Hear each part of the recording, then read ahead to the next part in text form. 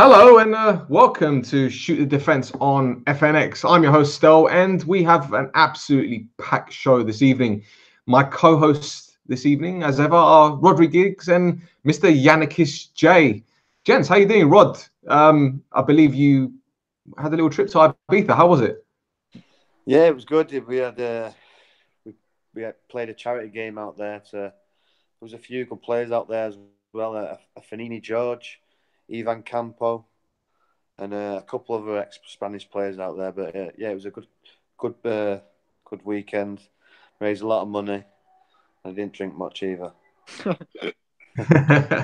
Okay, Pinocchio. Yeah, and how you doing, mate? It was a good weekend. It was a good weekend. We raised a lot of money, and yeah, it was a good crap. But back to the grind. Did you score at least? I did score, actually. Yeah, I did score. Oh. It was an okay goal as well.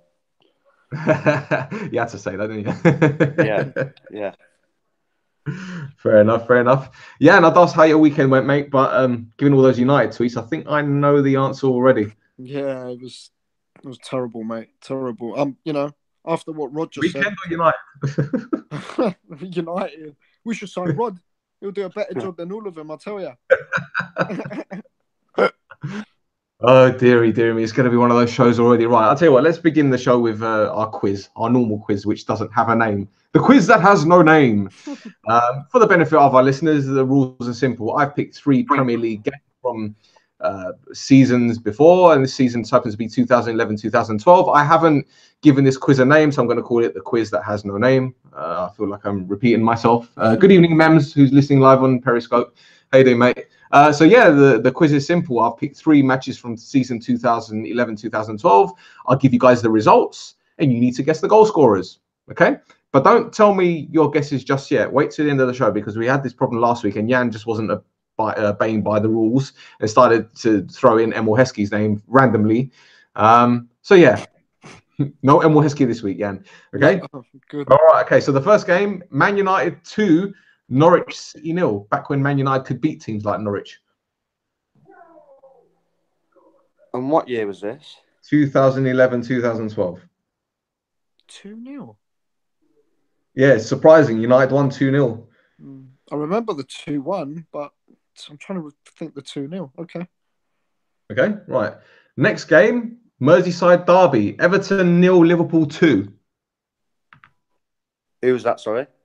Everton 0. Yeah, Everton 0, Liverpool 2. 2011, 2012. Mem says Mark Robbins, but Mark Robbins, I think, was Coventry manager at the time, to be fair. But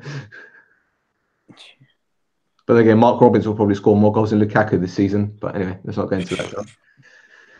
Right, next game. Blackburn 0, Man City 4. I don't believe that. In 2011?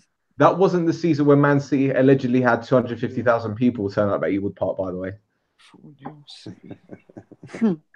Rod knows that story. Right. Keep those answers to yourself, and we'll go back to it at the end of the show. Right. So the first bout of the season between 2 title contenders came at Stamford Bridge, where Daniel Sturridge came back to haunt his former club, earning Liverpool a point with a wonder strike, or a worldie, as Sam Matterface called it. Eden Hazard gave Chelsea the lead with his second goal against Liverpool in a week, but Jurgen Klopp's men were a bit unfortunate not to come away with all 3 points, having missed a host of chances. Rod, Klopp said he believed his side deserved a point and that he's happy with that. I don't think he believes that deep down, mate, does he? I mean, Liverpool had enough chances to win it. Yeah, they did, but if you go away to Stamford Bridge, which is a tough ground to go to, and Chelsea playing well at the minute.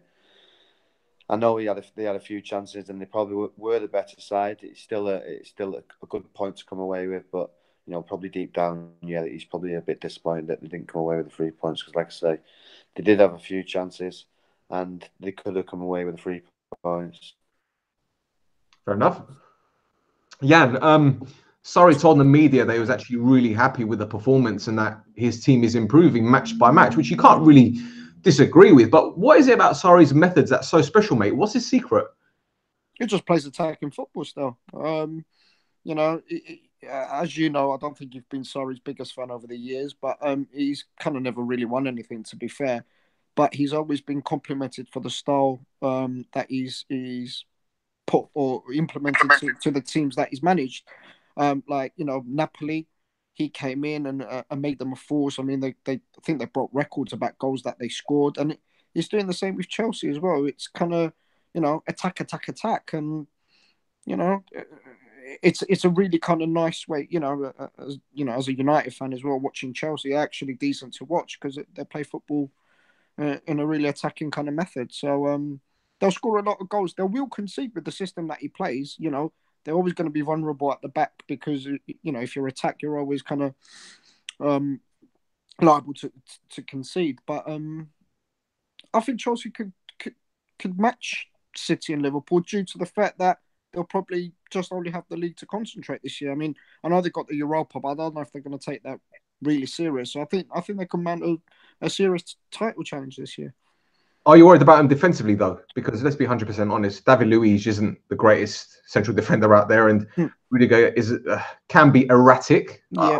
He had a good back in the last season, but I fear for them defensively. What do you make of that? Yeah, no, I agree. I don't think they've really replaced kind of John Terry not being there as well. I mean, you know, Gary Cahill's been on the bench as well, which I think Gary Cahill's actually decent, and I'd probably pick him. And like I said as well, playing an attacking style of football, you're always going to be vulnerable at the back anyway. And Chelsea are not great there, so and also their keeper is new as well, Kappa. I mean, he's not in Courtois' kind of league just as yet, and he's still got to learn the league. And he's done okay since he's been there, but you know he'll probably be tested as the season goes on as well.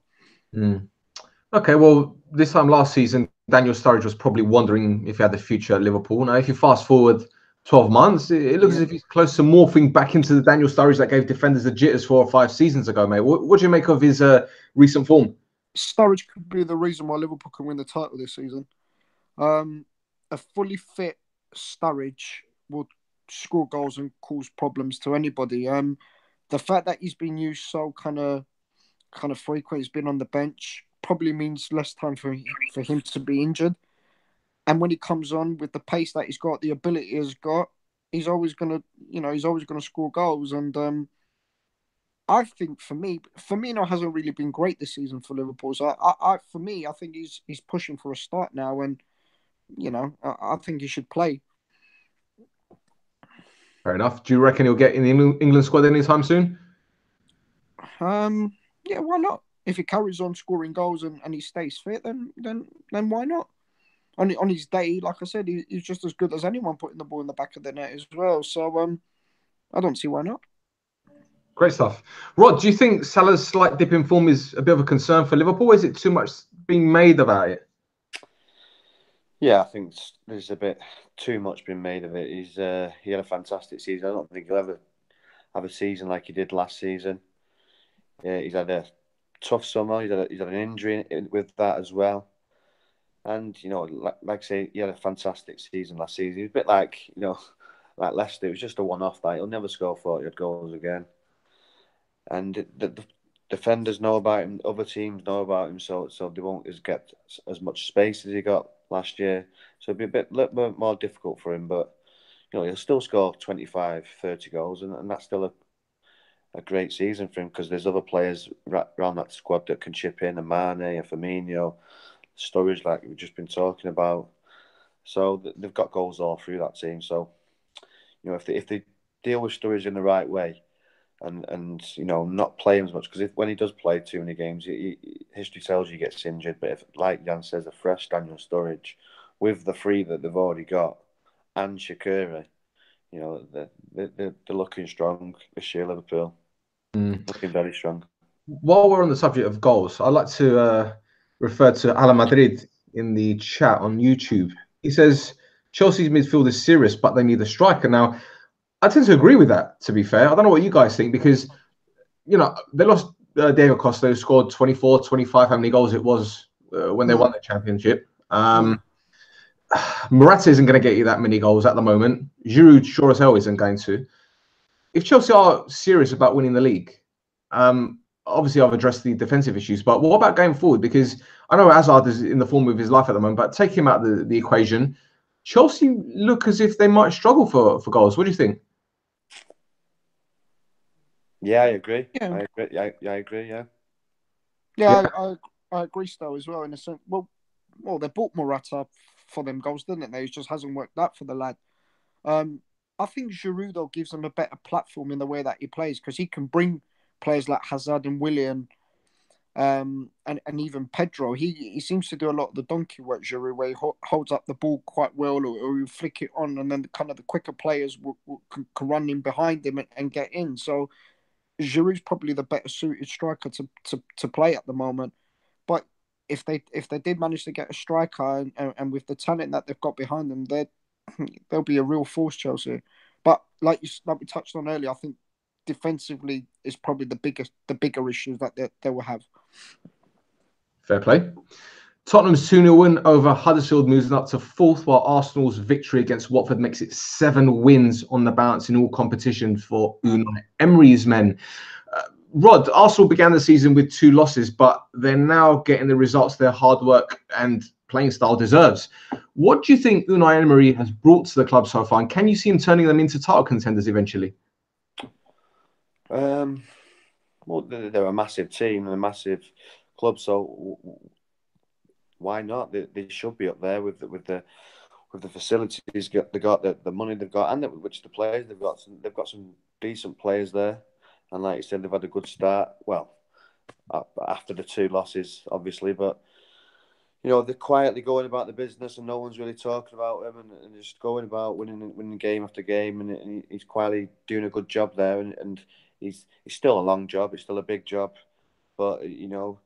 I think the fans now are happy that Wenger's gone, the majority of them, and they've got the new man in, and you know they'll get behind him and give him time, and I'm sure eventually, because you've seen how well he did with Seville and how well he did the other teams he's been at, so I'm sure it's still going to be tough because you're looking at Liverpool and Chelsea's squad and Manchester City, so it's still a long way to go. But if you look at it now, they're a top 4 team. Overtaking United, really. If you pick a 4th, if you had to pick 4 now, you'd pick Arsenal, Chelsea, Manchester City, and Liverpool. With Tottenham and United missing out, if you had to pick one, who's going to finish in the top 4 now? Jan, you reckon Emery can turn them into title contenders one day? Oh yeah, if the board and the fans give him the opportunity, yeah. I mean, the guy's coming with his own ideas, and it's going to take time to get them ideas across to the players. Arsenal have had the kind of same manager and the same staff for all these years, so the manager's coming in with, and let's face it, the quality at Arsenal, yeah, they've got some good players, but there's not a lot of quality there at Arsenal, so he's got to build that squad as well and get them to where Arsenal fans and think that they belong. And but so far they're playing good football, they're getting results, and don't forget the 2 losses that they had start of the season. Well, the champions at home, Man City, and easily they could have beaten Chelsea away. I mean, on another day, they could have scored 3 or 4 in the first half and blew Chelsea away. So, yeah, they lost their first 2 games, but they weren't as bad as you know the results or the performances showed. So, Arsenal fans should have a lot of hope and a lot of optimism about the new manager. I think the problem with Arsenal will be the same problem with Chelsea. I think they'll be weak defensively, but you know he's had 1 transfer window. I'm sure he'll see that over the season and he'll address it. So I think that'll be the problem with the sticking point with Arsenal this year. Is the defence is not the best. I think if Arsenal get Champions League football this year, will be a fantastic season for them, in my opinion. I think they'll win the Europa League. To be honest, they're my tip to win it. Yeah, they could easily win that. Yeah. Because he's got good history in that as well. He's won it, 3 or 4 times? They won it 3 times. He knows how to win it.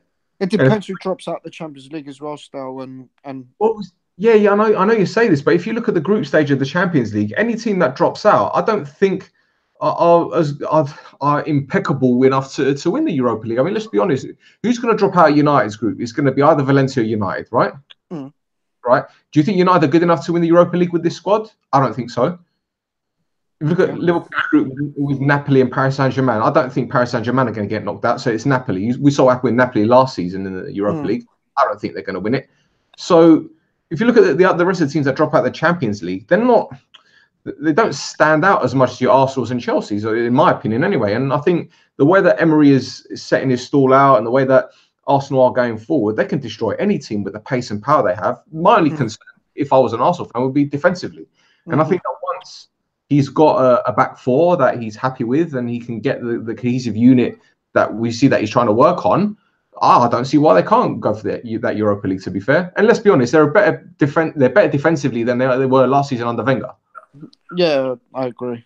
Yeah, definitely. There you go. All right. Well, Jan, Watford wasted a couple of chances, and that's when the score was 0-0. But it just shows how small the margin for error is at this level, doesn't it? Yeah, absolutely. As we keep saying, and it's probably an old cliche, if you don't take your chances, it goes around the other end, and that what happens as well. It was an unfortunate own goal as well for Arsenal to take the lead. But do you know what? Watford gave a good account of themselves. They played well, probably deserved the point.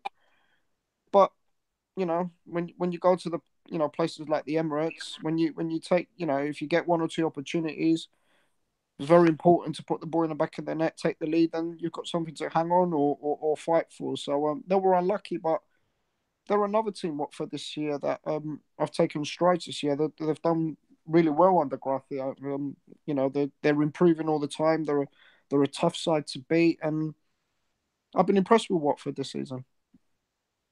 Rod, that's 2 league wins on the bounce for Spurs, so it looks like their crisis is over. I guess you're going to call it that. Pochettino's men have actually scored 32 out of their last 33 Premier League games, but I can't help but think they're not consistent enough to be taken serious as title contenders. Do you agree? Yeah, totally agree. Yeah, I just don't think the squad's strong enough. I think Harry Kane, it's too much on his shoulders to do it all on his own. I think that they haven't got enough cast around him to help him out. I think Eriksen's chips in, Ali chips in, but you just need more than that. And I think they need 2 or 3 top quality players still to have any chance of winning the league, in my opinion, because we've seen it over the years. They just dip form at the end of the season and just don't get over that finishing line, where if they had 2 more or possibly 3 quality players, then I think they'd be much closer. But yeah, with the squads with Chelsea and Liverpool and City have got, I still think they're miles behind them, to be honest. Can I add something, Stel? The problem I've got with Tottenham, especially with the players, I think they've become too complacent. They know, the so-called bigger players, your Kanes, your Eriksens, your Alis, they know that even if they have a stinker for the next 2 months, they're still going to play. Because Tottenham haven't invested and improved the squad this season, the players that are there know that they're undroppable. So I think the standards or maybe the attitudes this season has been a little bit different, because they know that they're going to play every week. There's not much competition there. If Kane goes 3 months without scoring a goal, nobody else is going to play up front. So, Eriksen the same, Ali the same, Eric Dyer. I haven't seen Eric Dyer play well for about 6 months. Still first on the team sheet at Tottenham. So, for me, that kind of says it all. Okay. Well, look, I know you're a massive fan of Pochettino's. In fact, before the show, you were saying that he should replace Jose Mourinho. Yeah. We've obviously seen massive changes in Tottenham's performances and results since he took charge. Yeah. Where do you think they need to improve if they are to mount a title challenge? I think they need another centre forward to partner Harry Kane, or if not partner Harry Kane, somebody that's going to step in his shoes when Kane doesn't perform. Left back, possibly. I mean, Rose and Davies have done well, but maybe another, proper solid left back. Right back, who they got? Well, Trippier's been good. Goalkeeper's good. Centre halves are good.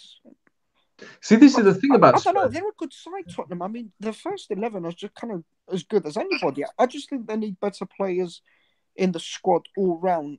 That when your Eriksens, like I was mentioning earlier, are not playing well, maybe somebody else who's just as good can come in and do a job. It doesn't necessarily mean that they can start or be in the team, but if you've got better players in the squad all round, it also improves the game of everybody else that are playing as well, because they've got to step up knowing that if they don't play well, somebody else is going to come in and take their place. So you always need that competition. But see, this is the thing about Spurs, right? If you look at, if you take Man City and Liverpool out of the equation, because we know they're going to be the front runners for the title.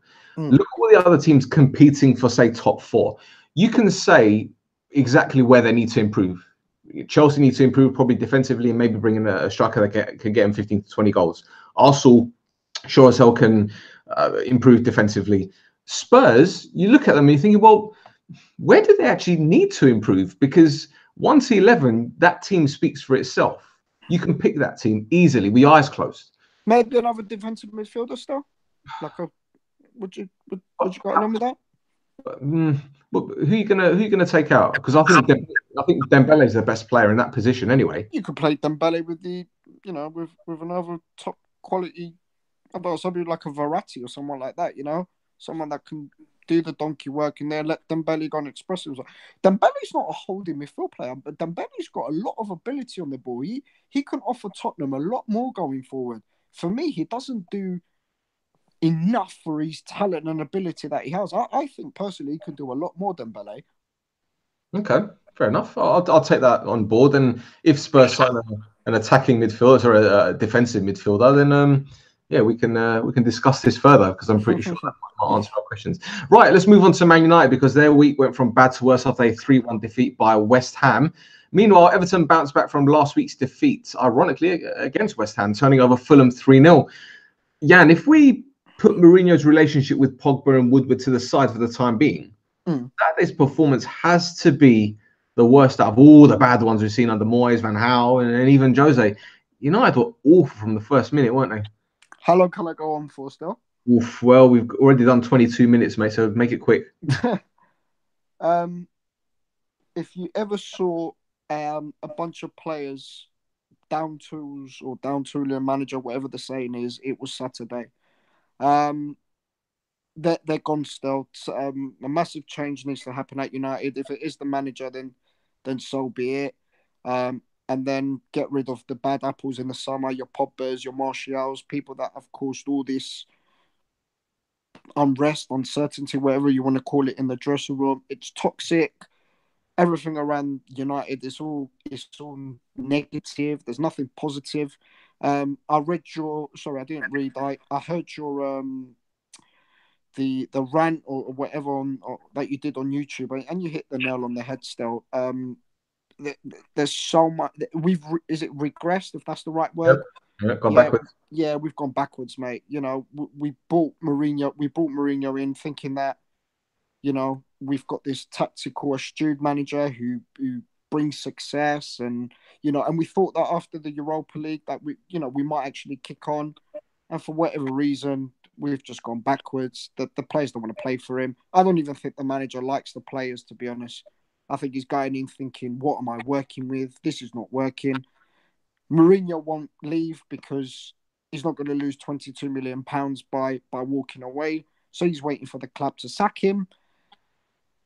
The club don't want to sack him because they don't want to pay him £22 million.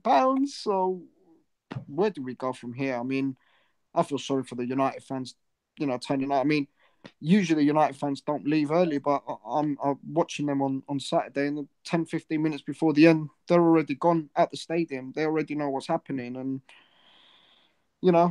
like they say, it's us that suffer, but something needs to happen, and it needs to happen quickly. I mean, it's laughable, but United season's over in September. Yeah, well, I'll tell you this for now. This is from something I heard today. I'm not saying take it as gospel. I'm not claiming I'm ITK or anything, but this is just something I've heard. He's basically a dead man walking. A defeat midweek or defeat tomorrow night against Valencia, and a bad result against Newcastle, and I think that's it for him. I think they're ready to pull the trigger from what I've heard, and they're not afraid to pay out. The only thing is, where does Ed Woodward stand in this one? Because if he does sack Jose Mourinho, this is the third manager on his watch that has gone. Yep. What does it say that he's offered? Well, he gave Mourinho a new contract, a contract extension, backed him in the summer, albeit not as much as Mourinho would have liked, but he's still giving him the money. So what does that say about Ed Woodward? It shows me, or it tells me, that Woodward is teetering on the edge of being booted out of the club by the owners. No matter how much he's brought in from a financial aspect, I think the Glazers are actually ready to pull the trigger on him as well. Rod, I guess a burning question in this case is, has Jose lost the dressing room?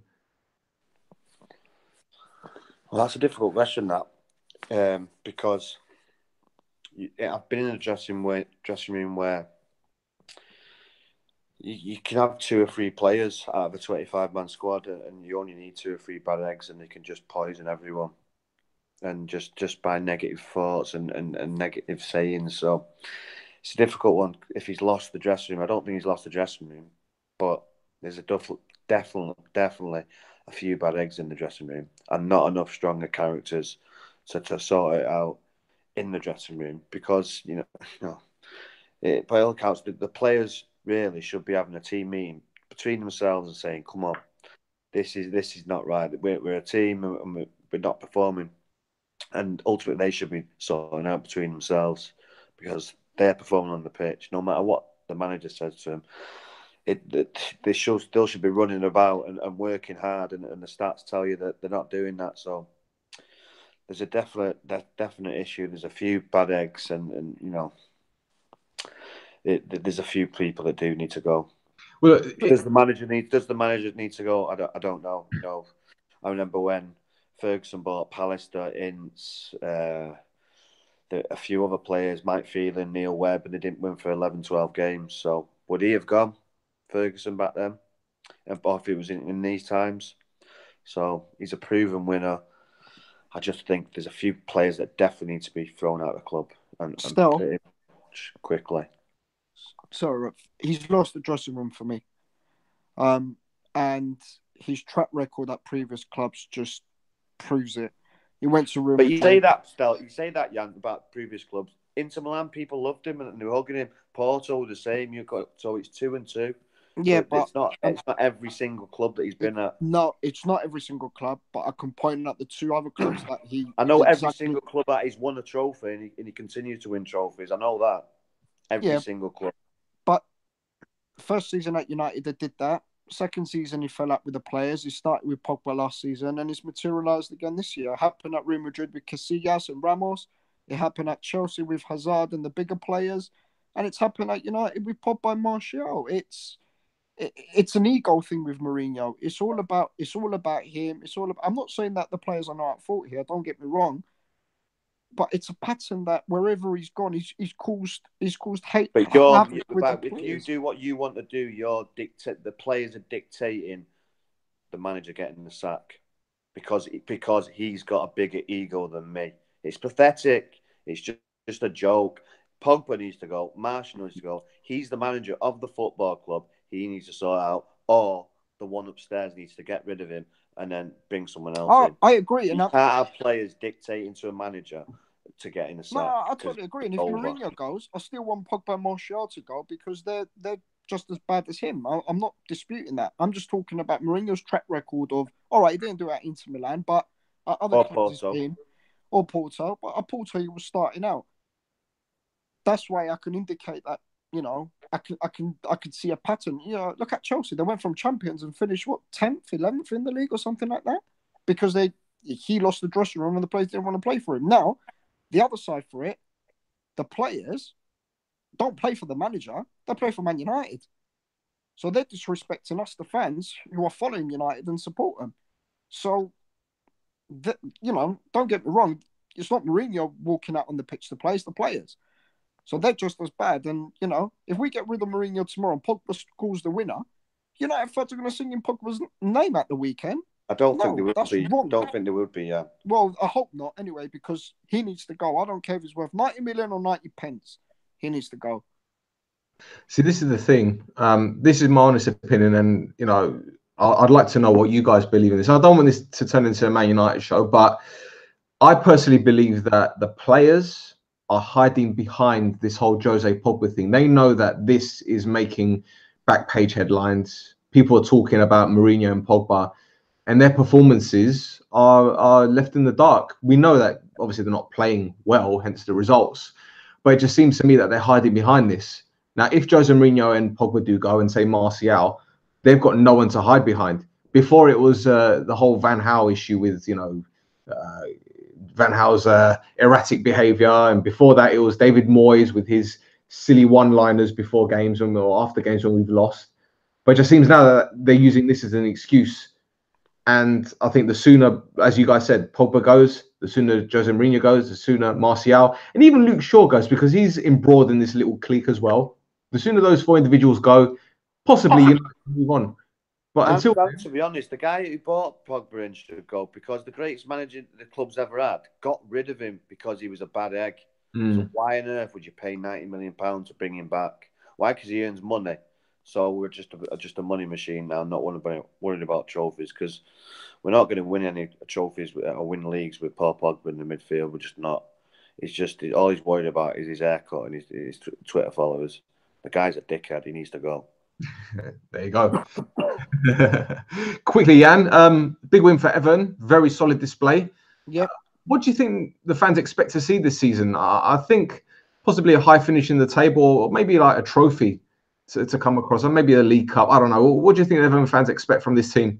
Well, they want better football. I mean, they slaughtered Allardyce because he played negative, defensive, kind of boring style football.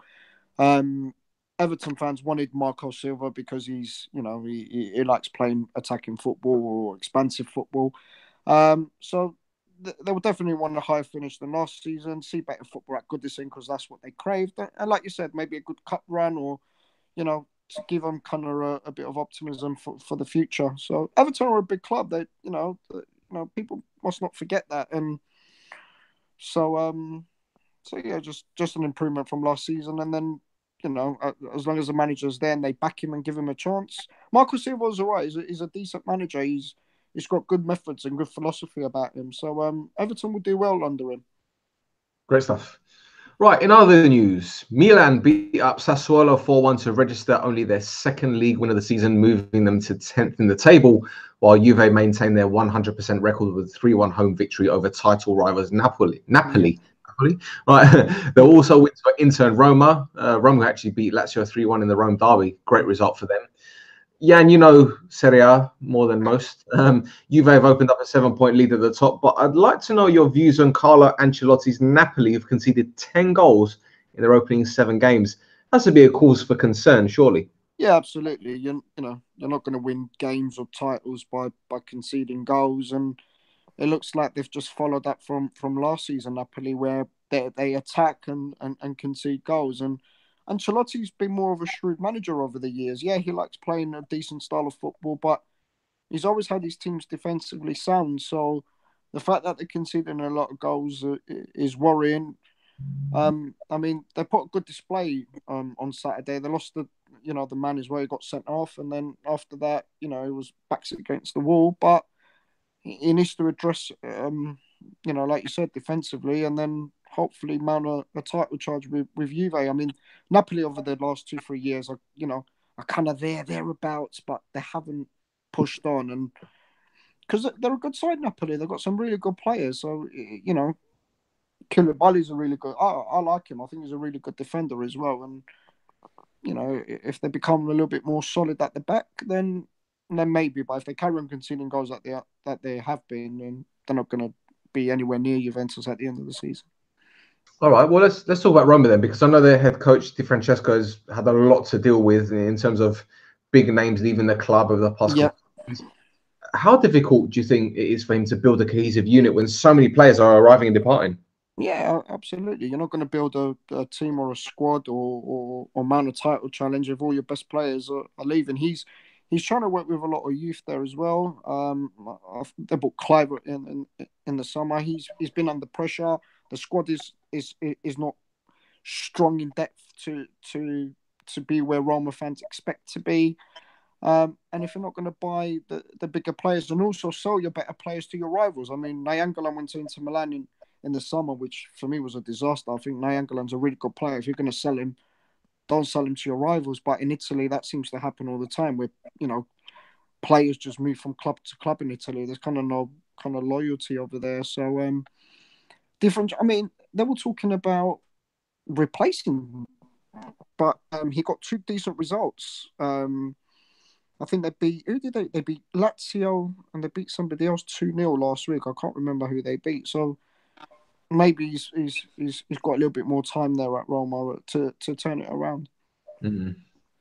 Right, over in Deutschland, the Hamburg derby might have ended goalless, but the big story had nothing to do with what happened on the pitch. In fact, it had everything to do with what happened off it. German police expected violence between both sets of supporters, but what they got was more or less a sanitary problem. Over 1,500 police officers were deployed to keep the peace and were doing a good job. That was until St. Pauli's fans were greeted with stink bombs. One local paper even reported that excrement was spread all over the ground, leading to the away supporters' entrance. Rod, we've reported some really strange stories on the show over the past few years, but this has to be very high on that list. Have you experienced anything as strange as that, or even anything strange as an away supporter? No, not really. No, nothing as strange as that. It was got quite leery at the semi-final in Juventus in '99, but that was pretty scary. But nothing as weird as that. No. Okay, Jan, you as a former semi-pro, or whatever you want to call yourself, did you experience any fecal issues when it came to games? No, not that I can think of. I mean, I don't know if this is related, but I was a ball boy for AK Larnaca in Cyprus, and they were playing Apoel, the big boys. And the ball went into the away fans. I went to get it, and they started abusing me. They were like, "Oh, who are you?" And they were like, "What team do you support?" So I said to them, Man United, and they kind of left me alone after that. So, I quite like Apoel after that, but no, nothing really. It's a bit of a strange one. No wonder the game finished 0-0. I don't know how to respond to that really, but I watched it on Sunday. It was terrible. The Hamburg game was really bad, but anyway, probably made you feel worse about United's result. There's nothing worse than recovering from a United game, United watching a 0-0 draw between. No, we've had a lot of games that floodlight failures. A lot of games back in places like Rosendale and Mosley, where people have got 6 fingers and mullets. And so no, just at Newcastle, the roof come off, the corrugated iron roof as we're playing the game, and nearly killed someone. But no, nothing as weird as that though. Jones, didn't that happen in the Seville game the other day against Eibar? What happened? I think that Seville scored and the fans were celebrating, and was it something collapsed, didn't they? Us? I don't know, maybe. Yeah, you're supposed to know. You're the European football expert here. Yeah, I am. It's just because of United. I didn't pay too much attention this weekend. I was on a downer, but United ruined your life. Oh, mate. It's really sad, but it's true. Oh, blimey. Right, that's our review. Let's do the answers to our quiz, shall we? Yes? Okay, right. So, Manchester United 2, Norwich City 0 from season 2011-2012. Who wants to guess first? What game was that, sorry? United 2, Norwich 0. I'm going to go with Wayne Rooney and Michael Carrick. Okay. Yeah? I'm going to go Rooney as well and Kagawa. Okay. Everton 0, Liverpool 2. Jan, you go first this time. Peter Crouch. Mm-hmm. And Dirk Kuyt. Okay. Rod? We had Dirk Kuyt last week, so you're not going to go with him again. So yeah, but he didn't score Kuyt last week. Yeah, he did. Did he? Yeah. All right, come on. Steve Gerrard, and I'll go with free kick from John Alarisa. Okay. Right, Blackburn 0, Man City 4. This will be a fun one. Robinho. Robinho 2. Might as well say Robinho 3. Come on, sis, you don't know who else scored. And it wasn't Samaras. Elano. Who? And Kiki Musampa. So you gone with Sampa, Elano, and Super Robinho. Bloody hell. Yeah. Okay. You're scraping the barrel of this one. Come on, Rod. Salvage something here. I'm going to go Adebayor.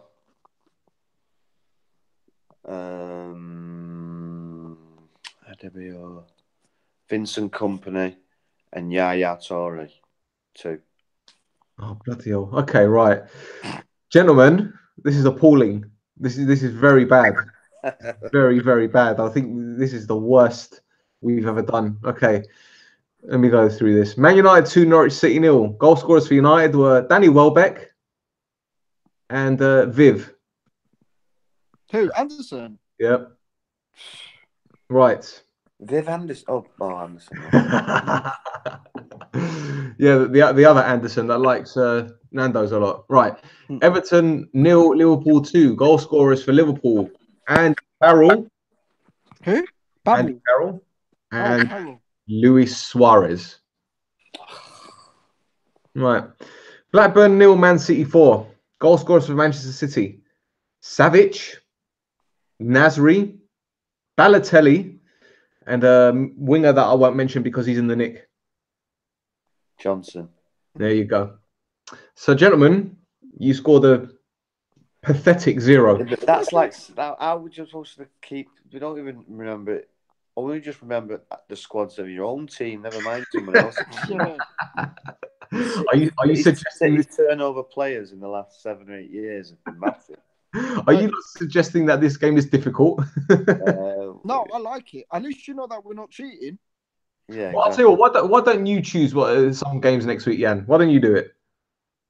All right, I will. What year? Whatever year you want. Just you pick a year. All right, I'll pick a year. It's on me next week. Fine. Okay, that's your homework. And then I'll do the week after. Okay. Yeah, okay. There's your homework for the next couple of weeks, gents. That's fine. Excellent. I'm happy with that. Lovely.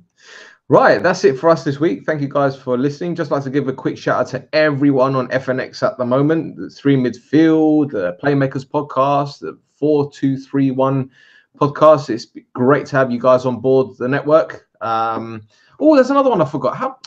You know what? I really need to brush up on my research because Jordan Bryan has got a fantastic podcast that's also on FNX. I'm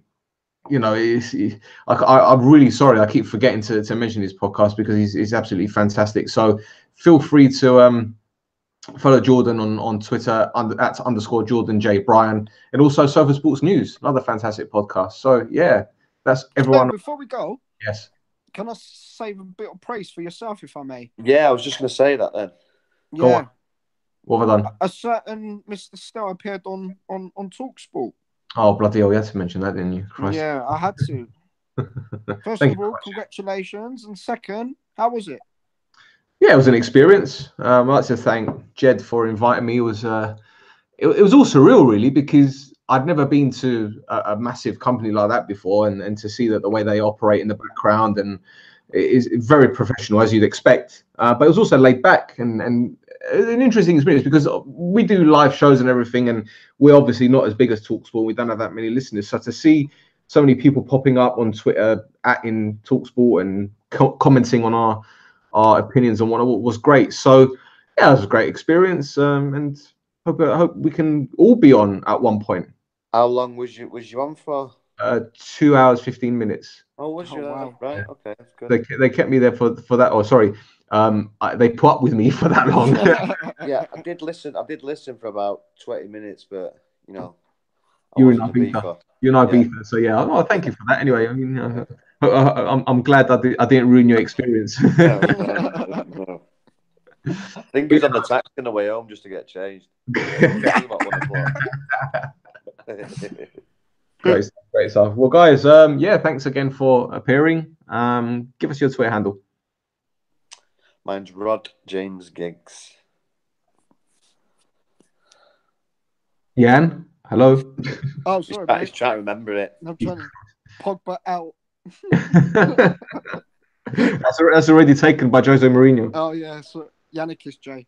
Excellent, excellent. And that podcast I forgot to mention was the Football Fans podcast. I'm sorry, Jordan, but yeah, at Football Fans Pod. Everyone on FNX, big shout out to everyone. Happy birthday, Kane, one of the founders of the network. Thank you to all our Patreons. And yeah, we'll be back at some point next week. So until next time, take care.